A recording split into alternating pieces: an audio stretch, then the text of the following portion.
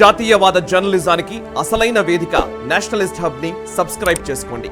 Notifications కోసం bell icon పై click చేయండి. కేంద్ర హోంశాఖ మరో కీలక నిర్ణయం తీసుకుంది. మత మార్పిడి ముఠాలపై కేంద్రం ఉక్కుపాదం మోపుతోంది. ఇందులో భాగంగా అక్రమ విదేశీ విరాళాలకు అడ్డుకట్ట వేసే FCRA లైసెన్స్లను రద్దు చేసింది. ప్రస్తుతం రద్దయిన సంస్థలు పైకి సేవాభావం కోసం ఏర్పడినట్లు కనబడుతున్నప్పటికీ వాటి పేర్లను ఒక్కసారి పరిశీలిస్తే అవి నిజంగా సేవ చేస్తున్నాయా లేదా అనే విషయం ఇట్టే అర్థమైపోతుంది.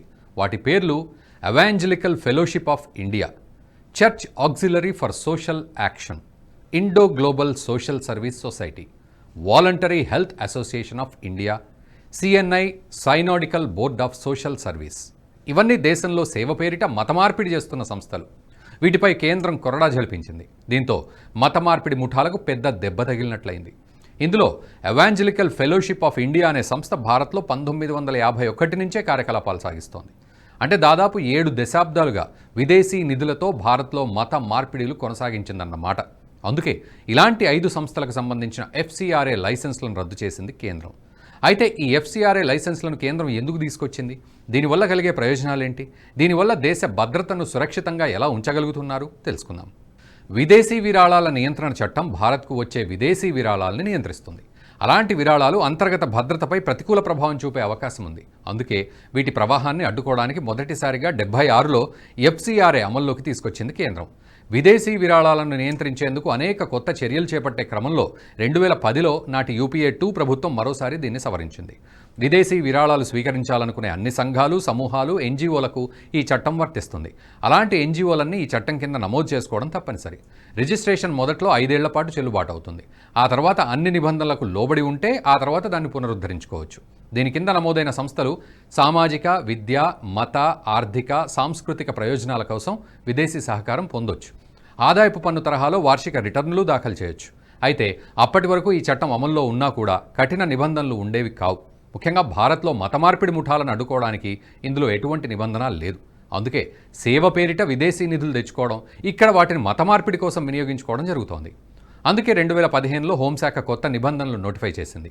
విదేశీ నిధుల స్వీకరణ భారతదేశ సార్వభౌమాధికారం, సమగ్రతను ప్రభావితం చేసేలా ఉండకూడదని నిబంధన చెప్పింది. దీంతోపాటు ఈ నిధుల వల్ల ఇతర దేశాలతో భారత్ స్నేహపూర్వక సంబంధాలను దెబ్బతీసేలా సంస్థలు ప్రవర్తించినా వాటిపై చర్యలు తీసుకునేలా నిబంధనలు చేర్చింది కేంద్రం.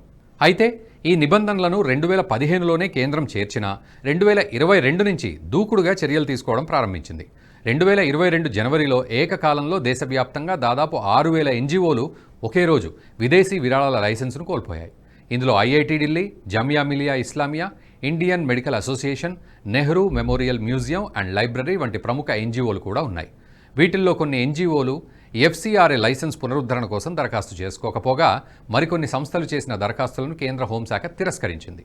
ఏ NGO సంస్థ అయినా ఇతర దేశాలకు చెందిన వ్యక్తులు లేదా సంస్థల నుంచి విరాళాలు తీసుకోవాలంటే విదేశీ విరాళాల నియంత్రణ చట్టం కింద లైసెన్స్ తీసుకోవాలి. లైసెన్స్ పునరుద్ధరణ కోసం సదరు సంస్థలు కేంద్ర హోంశాఖకు దరఖాస్తు చేసుకోవాలి. వీటిలోని నిబంధనలు పాటించడంలో కొన్ని సంస్థలు విఫలం కావడంతో పాటు మరికొన్ని సంస్థలు అప్లై చేసుకోవడమే మానేశాయి. అలా మొత్తంగా 5933 NGOలు శనివారం విదేశీ విరాళ లైసెన్స్లను కోల్పోయినట్లు హోంశాఖ అధికారులు వెల్లడించారు.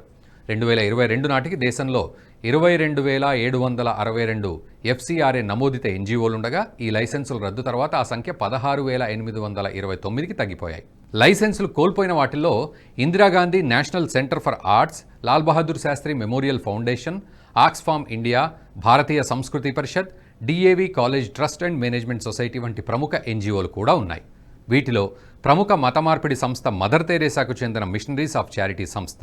ఇది దేశంలో సేవ పేరిట ఎన్నో ఆసుపత్రులతో పాటు విద్యాలయాలు కూడా నడుపుతోంది. ఈ సంస్థ తెర వెనుక చేస్తున్న కార్యకలాపాలతో FCRA లైసెన్స్ పునరుద్ధరణ కోసం చేసుకున్న దరఖాస్తును కేంద్రం తిరస్కరించింది. ఈ విధంగా తిరస్కరణకు గురైన సంస్థల్లో రాజీవ్ గాంధీ ఫౌండేషన్ కూడా ఒకటి. దీనిపై కేంద్ర హోంమంత్రి అమిత్ షా పార్లమెంటు వేదికగా మాట్లాడారు. ఈ సంస్థకు 2005 నుంచి 2007 మధ్య చైనా ఎంబసీ నుంచి RGFకు 1.35 కోట్లు అందాయని తెలిపారు. చైనా, భారత్ మధ్య రిలేషన్స్కు సంబంధించి పరిశోధనకు గాను ఈ డబ్బులు పొందినట్లు చెప్పారు. సోషల్ వర్క్ కోసం రిజిస్ట్రేషన్ చేసుకున్న సంస్థ నిబంధనలకు విరుద్ధంగా చైనా నుంచి డబ్బులు పొందిందని, అందుకే రిజిస్ట్రేషన్ రద్దు చేశామన్నారు. RGFకు Islamic research foundation founder Zakir Naik నుంచి కూడా 50 లక్షలు అందాయి. టెర్రరిస్టులతో సంబంధాలుండడంతో ఈ సంస్థను గతంలోనే బ్యాన్ చేశారు. రాజీవ్ గాంధీ ఫౌండేషన్కు చైనా నుంచి విరాళాలు అందడం వల్ల భారత్లో చైనా మాల్ కుప్పలు తెప్పలుగా వచ్చి చేరింది. సరిగ్గా అదే సమయంలో చైనాకు చెందిన నాసిరకం వస్తువులు భారత్ మార్కెట్లను ముంచెత్తాయి. నాణ్యత తక్కువైనా చీపుగా దొరకడంతో ప్రజలు వీటినే కొనడం ప్రారంభించారు. దీంతో భారత్లో కుటీర పరిశ్రమలు భారీగా దెబ్బతిన్నాయి. ఈ విధంగా విదేశీ నిధులు మన దేశంలో తీవ్ర నష్టాన్ని కలిగించాయి. దీంతోపాటు మరో సంస్థ సెంటర్ ఫర్ పాలసీ రీసెర్చ్కు కేంద్రం షాక్ ఇచ్చింది. విదేశీ విరాళాల నియంత్రణ చట్టం కింద ఆ సంస్థ లైసెన్స్ను కేంద్ర హోంశాఖ రద్దు చేసింది. FCRAలో నిబంధనలు ఉల్లంఘించినందుకు గాను లైసెన్స్ను సస్పెండ్ చేసినట్లు అధికారులు తెలిపారు. దీంతో ఆ సంస్థ విదేశీ దాతల నుంచి విరాళాలు పొందే అవకాశం కోల్పోనుంది.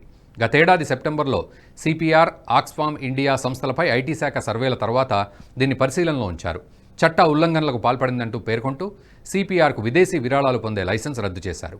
గతేడాది జనవరిలో ఆక్స్ఫామ్ ఇండియా FCRA లైసెన్స్ను రద్దు చేయగా ఆ NGO కేంద్ర హోంశాఖలో రివిజన్ పిటిషన్ను దాఖలు చేసింది. 1973 నుంచి భారత్లో తన కార్యకలాపాలు నిర్వహిస్తున్న CPR సంస్థకు Bill and Melinda Gates foundation, university of Pennsylvania, world resources institute, Duke university దాతలుగా ఉన్నాయి.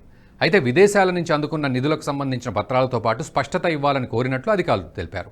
CPRకు సంబంధించిన FCRA లైసెన్స్ గతంలో 2016లో పునరుద్ధరణ కాగా 2021లో పునరుద్ధరణకు ఇంకా గడువు ఉంది. 21వ శతాబ్దంలో భారత్కు ఎదురయ్యే సవాళ్లను దృష్టిలో ఉంచుకొని విధాన సంబంధ అంశాలపై లోతైన పరిశోధనలు చేసి ఈ సంస్థ నివేదికలు తయారు చేస్తుంటుంది. అయితే ఈ పరిశోధనలను విదేశాలకు అనుకూలంగా రూపొందించడమే ఈ సంస్థ ప్రత్యేకత. ముఖ్యంగా అమెరికా, యూరప్ దేశాలకు అనుకూలంగా భారత్ ఉండాలన్నది ఈ సంస్థ ముఖ్య ఉద్దేశం. ఆయా దేశాలకు పాలసీల పరంగా ఏమాత్రం ఇబ్బందులు రాకుండా ఈ సంస్థ పాలసీలు రూపొందిస్తూ ఉంటుంది. నాటి UPA ప్రభుత్వం వీటిని వెనువెంటనే అమలు చేసేది. కానీ ప్రస్తుతం ఉన్న BJP ప్రభుత్వం ఆ సంస్థకు చెక్కు పెట్టింది. ఇకపై విదేశీ విరాళాలు అందకుండా లైసెన్స్ రద్దు చేసింది. ఇక మత మార్పిడి సంస్థలు అయితే సరే వీటి సంగతి అందరికీ తెలిసిందే. అందుకే కేంద్రం వీటన్నింటికి చెక్కు పెట్టడానికి FCRA లైసెన్సుల నిబంధనలను కఠినతరం చేసింది. వీటి ఫలితాలే నేడు కనిపిస్తున్నాయి. విదేశీ విరాళాలతో దేశ వ్యతిరేక కార్యకలాపాలకు పాల్పడే అన్ని సంస్థల ఆటలు గట్టిస్తోంది BJP ప్రభుత్వం. ఈ వీడియో మీకు నచ్చినట్టయితే లైక్ చేయండి, 10 మందికి షేర్ చేయండి. అలాగే కామెంట్ల రూపంలో మీ అభిప్రాయాలను మాతో పంచుకోండి. Nationalist hub group of channels ను సబ్స్క్రైబ్ చేసుకుని తెలుగునాట జాతీయవాద జర్నలిజాన్ని ప్రోత్సహించండి. ఈ వీడియో కింద ఉన్న బెల్ ఐకాన్ పై క్లిక్ చేయడం మర్చిపోవద్దు.